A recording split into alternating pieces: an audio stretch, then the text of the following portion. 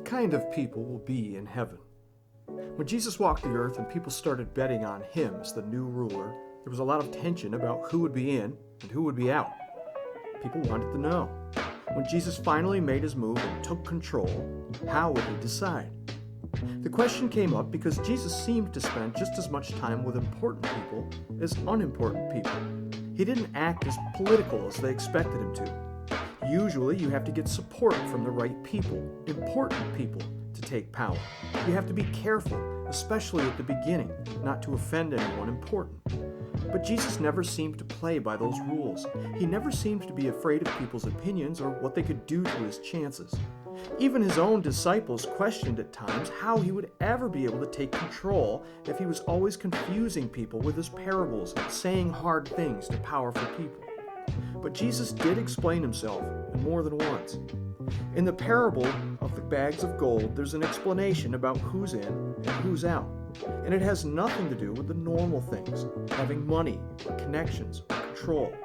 Instead, it will be about something else. He said, it will be like a man going on a journey who called the servants and entrusted his wealth to them. To one he gave 5 bags of gold, to another 2 bags, and to another 1, each according to his ability. Then he went on his journey. The man who received 5 bags went at once and put his money to work and gained 5 more. So also the one with 2 bags gained 2 more. But the man who received 1 bag went off, dug a hole in the ground, and hid his master's money. After a long time, the master of those servants returned and settled accounts with them. The man who received 5 bags brought the other 5. Master, he said, you entrusted me with 5 bags. See, I have gained 5 more. His master replied, well done, good and faithful servant. You've been faithful with a few things. I will put you in charge of many. Come and share your master's happiness. The man with 2 bags also came. Master, he said, you entrusted me with 2 bags. See, I have gained 2 more. Again his master replied, well done, good and faithful servant. You've been faithful with a few things. I will put you in charge of many. Come and share your master's happiness. Then the man who received 1 bag of gold came. Master, he said, I knew that you are a hard man, harvesting where you haven't planted and gathering where you haven't sown. So I was afraid and went out and hid your gold in the ground. See, here's what belongs to you.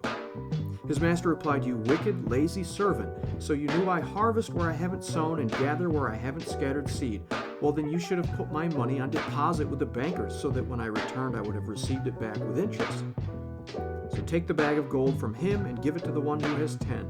For whoever has will be given more, and they will have in abundance. Whoever does not have, even what they have will be taken from them. And throw that worthless servant outside into the dark, where there will be weeping and gnashing of teeth. That's all from Matthew 25.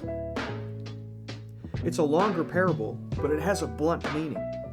Jesus' version of rising to power is going to be like a man with a business who goes away for a time to do something that's important for that business.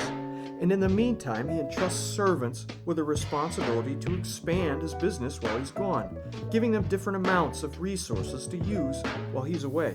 And when Jesus comes back from being away, we'll all be confronted with where we used all the resources, time, and energy that he gave us, toward his mission or not. Some will be hungry and do what they can with what they've been given, but some won't. Some will live like servants whose master is away for a time, but some will live like servants whose master is never coming back. And that's the problem that the last man in the parable has. He tried to make the excuse of being fearful of messing something up because his master had such unreasonable expectations of his servants. The safest thing he could do, he said, would be to just wait and do nothing until the master returned. Clearly the master isn't impressed. The master cuts right through the man's excuse and lets him know that if that had really been the issue, the servant would have at least done something small, something less risky to try and at least make some gain. But the real problem is that this last man just didn't see himself as a servant. He didn't feel any responsibility to the master while he wasn't right there next to him. There's an encouragement here and a warning all rolled into one. Being accepted in the kingdom isn't going to be about connections, the family you were born into. It won't come down to the advantages or disadvantages that you had in life. It won't matter how much you had compared to others either. It's going to come down whether you had the hunger to use what he gave you while he was away. Whatever you have to work with, money, skills, connections, advantages, a story, your gifts, your prayers, your time.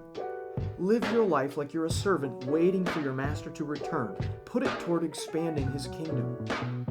If we believe Jesus about this, we have to ask, what did he give me to use? And how do I use it to build his kingdom? Resist the urge to compare yourself to others and what they have, what they do.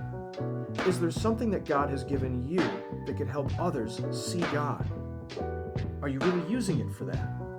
Or are you sitting on it? You might feel pretty good about what you're doing. Or you might feel like you're not doing much at all. You might feel lukewarm, like you're using some things you have, but there's a lot more that you could be doing. If that's you, it's time to reevaluate your life. Pray. Ask God to show you what your strong areas are. Take time. Don't just pray once and be done. Pray about it.